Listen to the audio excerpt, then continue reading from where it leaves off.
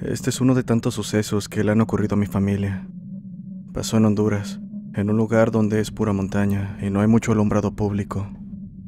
Debido a ello, por las noches casi no se encuentra gente en los caminos. Mi padre tenía un tío a quien llamaremos David. Era muy bromista, y gustaba de salir por las noches a tocar a las cantinas con su guitarra. En aquel entonces era bastante joven y pasaba la mayoría de su tiempo en la calle tocando para hacer dinero. Podría decirse también que era muy parrandero. Una noche salió de casa con su guitarra siendo ya muy tarde, casi de madrugada. Caminaba con la compañía de su guitarra y la luz de la luna. Para ese momento eran las 3 de la mañana en que ya se encontraba regresando. Venía de una cantina algo retirada y, como lo comenté, el alumbrado público era inexistente. En cierto punto del camino escuchó un aleteo muy fuerte detrás de él. Al voltear, pudo ver una lechuza aproximándose en picada directo a impactarlo. Por inercia se movió, pero el ave ya estaba tan cerca que terminó golpeando su guitarra. Y aunque el golpe fue lo suficiente fuerte para romperla, la lechuza pareció no haberse lastimado, pues inmediatamente se reincorporó y emprendió el vuelo. Por su parte, aunque se encontraba sorprendido y más que nada molesto por lo de su guitarra, David siguió su camino.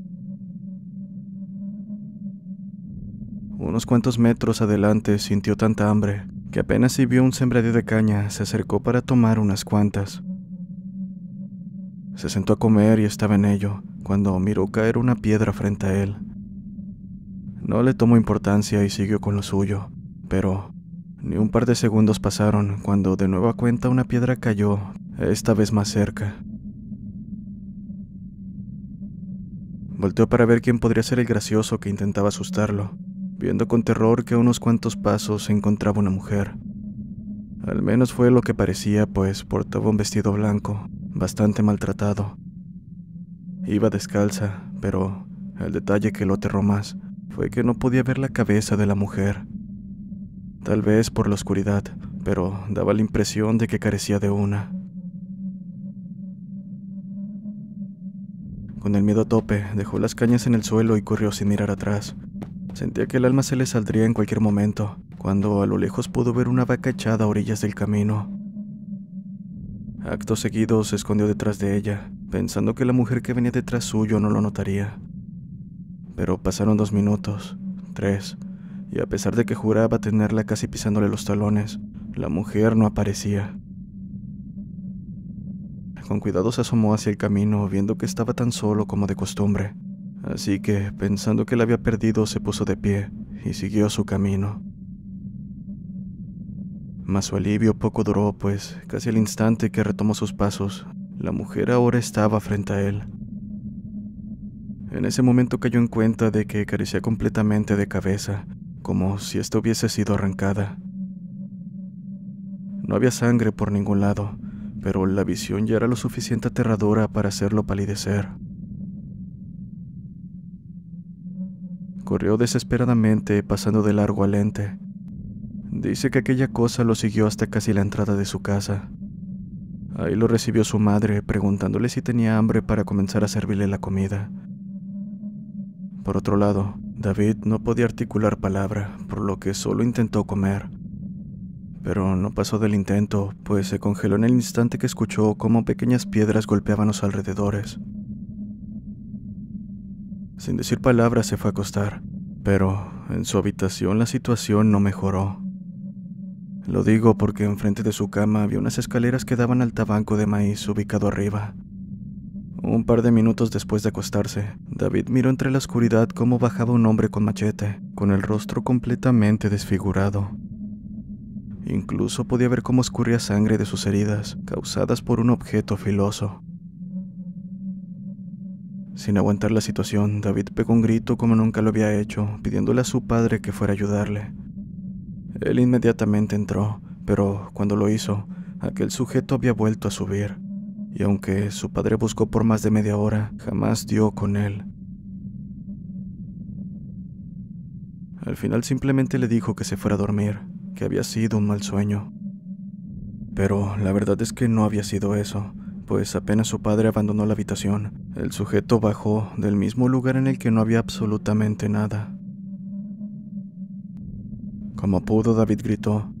Solo pudo hacerlo una vez, pues la lengua se le había entumido impidiéndole hablar. Para su suerte, su padre lo había escuchado, pero al igual que la vez anterior, el sujeto se fue antes de que llegara, y por más que buscó no encontró nada. Después de eso, su madre se acercó con un collar de ajos y una cruz para después comenzar a orar. Nunca supo qué oración fue la que dijo, pero después de eso el sujeto del machete no volvió a aparecer. En cuanto a la mujer, procuró no salir tan tarde y menos de parranda.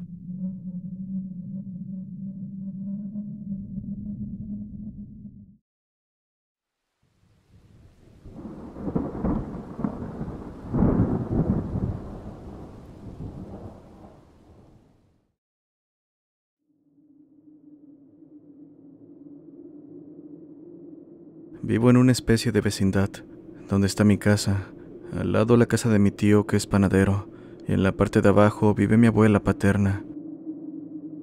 Al lado de nuestras casas hay un terreno con un par de cuartos que mi abuela renta para ganarse la vida.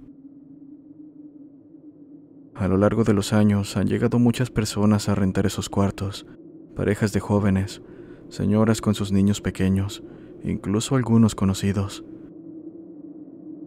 En fin, por allá del año 2015 llegó una pareja de jóvenes, un muchacho y una muchacha de 27 años. Le dijeron a mi abuela que rentarían el cuarto y se quedarían un año. Yo solo llegué a ver contadas veces a la pareja, ya que el chico trabajaba de noche y la mujer salía desde temprano. Nunca supimos a dónde. Pasados los 3 o 4 meses de renta, mi abuela dejó de recibir su pago mensual y la pareja raras veces se quedaba en la casa. Parecía como si tuviese en otro lugar. Un día, la mujer volvió, le pagó el mes a mi abuela y le dio la noticia de que esperaba una hija, que por eso no estaban yendo a ocupar el cuarto, el cual, cabe señalar, tenía muebles, camas, sala y todo para un hogar acogedor. Algo raro, pues, como les comenté, casi no estaban ahí. Mi abuela notó que tenía una panza de algunos meses de embarazo, pero del chico hace tiempo no se sabía nada. Pasó un mes y la mujer dejó de pagar la renta. Así estuvo durante 3 meses sin pagar, hasta que simplemente dejó de ir. O al menos eso creíamos, pues un día escuchamos cómo entraban en la madrugada y salían. Para la mala sorpresa, nos dimos cuenta de que se estaban metiendo a sacar los muebles, pero en este punto ya solo había un sillón, un ropero, una televisión vieja y una caja con películas y revistas. En el ropero había accesorios, juguetitos para bebé, maquillaje, perfumes y una cajita de madera pequeña que decía Jimena. Mi abuela, bastante enojada, decidió cambiar la chapa de la puerta que daba a la calle y la de los cuartos para que nadie entrara. Asimismo, soltamos al perro por las madrugadas para que alarmara en caso de que alguien entre. Pero ocurría algo raro con el perro, pues no quería ir a los cuartos que se estaban rentando. Se paseaba por el patio de nuestras casas, pero por más que intentábamos que pasara al patio de aquellos cuartos, el perro se rehusaba. Un día, por curiosidad, entré a los cuartos para ver qué habían dejado. Pensé en buscar y con suerte encontrar algo de valor, así que tomé las llaves y entré. Lo primero que hice fue revisar el ropero. Pronto encontré y abrí la cajita de madera, viendo que en su interior había una especie de cartón, todo negro y achicharrado. Metí los dedos para ver de qué se trataba y se sintió como arena, un tanto pegajoso pero con textura arenosa. No sé cómo describirlo. De pronto, el cuarto se empezó a llenar de un olor a podrido. Olía bastante mal que casi me hacía vomitar. Cerré la caja tapándome la nariz y la dejé ahí, mientras salía tosiendo y haciendo ese sonido como cuando estás a punto de vomitar. En ese momento mi abuela me vio, preguntándome qué hacía ahí mientras me regañaba. Quería ver qué hay adentro, le dije.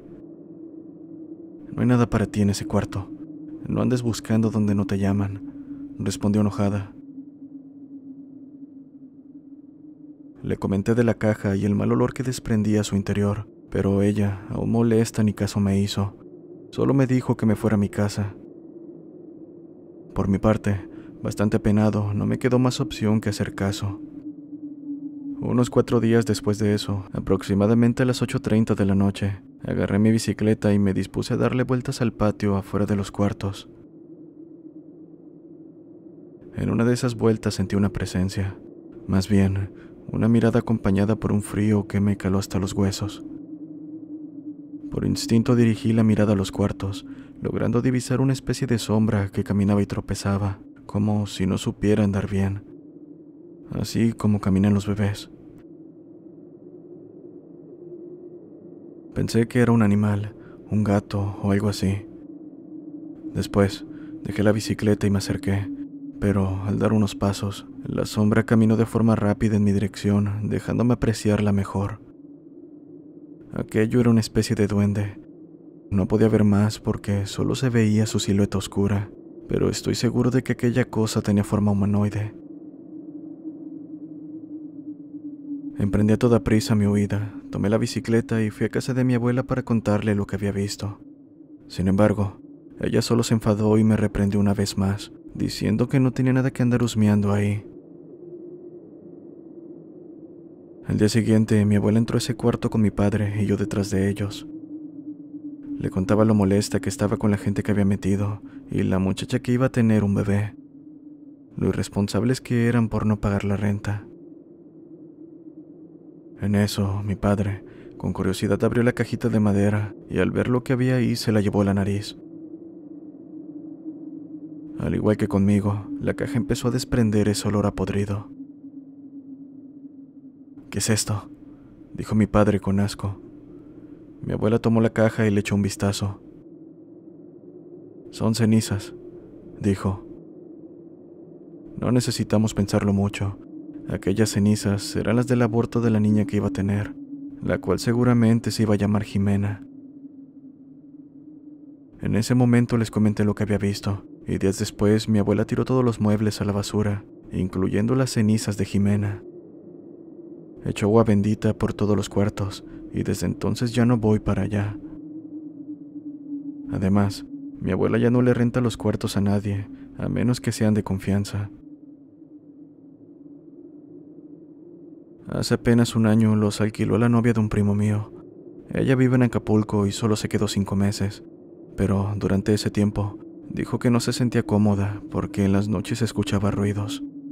Sentía que alguien le jalaba la ropa y las cobijas en la noche mientras dormía.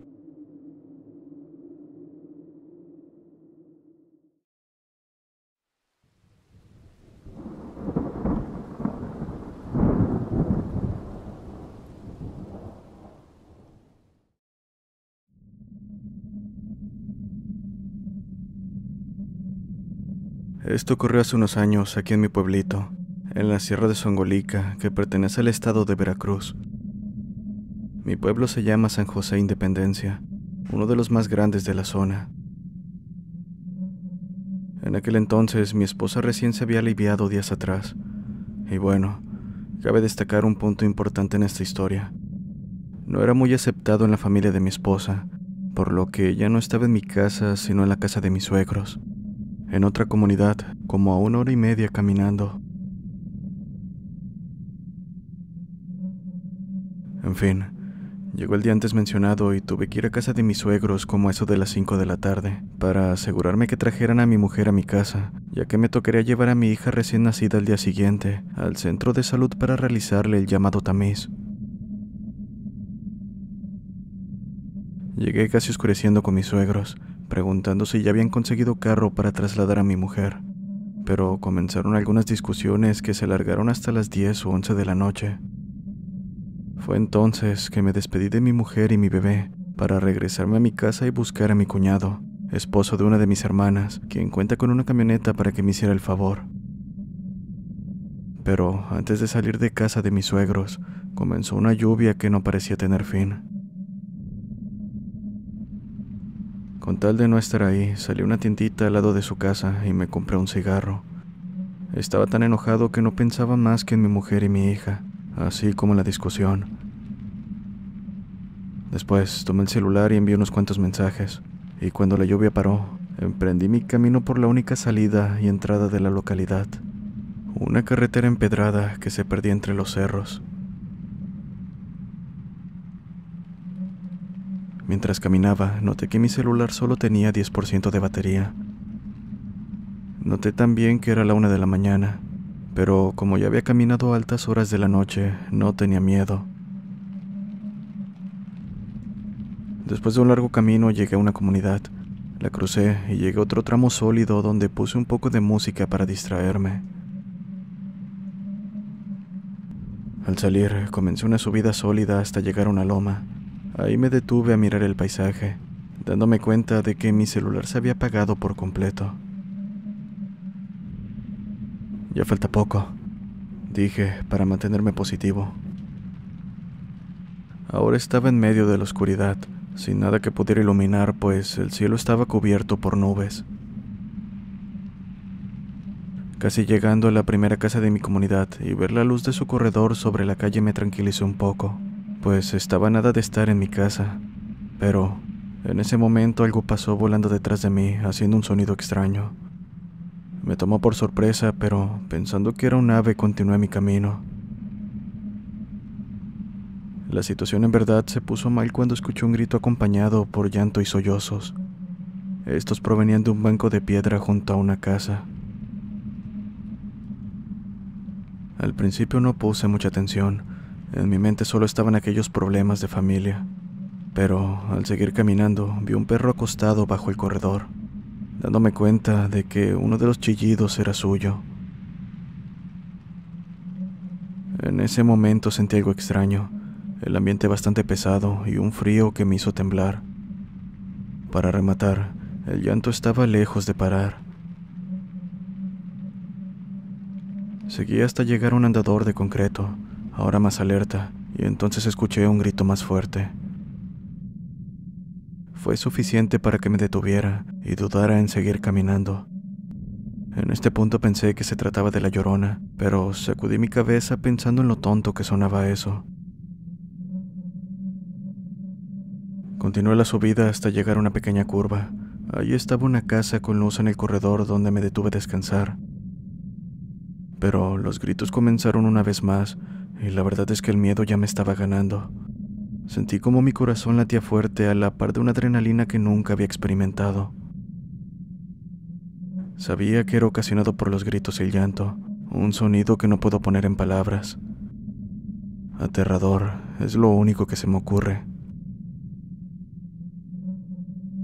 Mi miedo era tal que pensé en meterme a ese corredor, pero me hice el valiente y seguí caminando, hasta que, a unos 40 metros, a punto de llegar a otra casa, los gritos ahora fueron acompañados por pasos, como si esa cosa estuviese detrás de mí.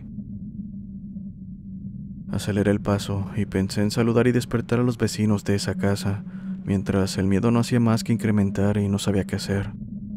Pero decidí no hacerlo, pues pensé que dirían que estaba loco si les contaba lo que estaba sucediendo. O en el peor de los casos, pensarían que andaba buscando algo en su patio. Así que, sin más que avanzar, me persigné y dije, que sea lo que Dios quiera, mientras emprendía carrera a mi casa. En todo el trayecto el llanto se siguió escuchando, y los pasos de alguien detrás de mí continuaban. Pensé que en cualquier momento eso me tomaría, y quién sabe lo que me pasaría. Para mi suerte, a unos metros de mi casa, tomé el nuevo camino y tras caminar 10 pasos dejé de escuchar los gritos, además de que la niebla y la pesadez desaparecieron. Llegué a casa completamente asustado y sudando frío. Pasé toda la noche asustado, pensando que pudo haber sido aquello. De hecho, la mañana siguiente la pasé con fiebre por el susto que me había llevado. No comenté al respecto, pero ese mismo día, los vecinos dijeron haber escuchado a la Llorona por todo el pueblo.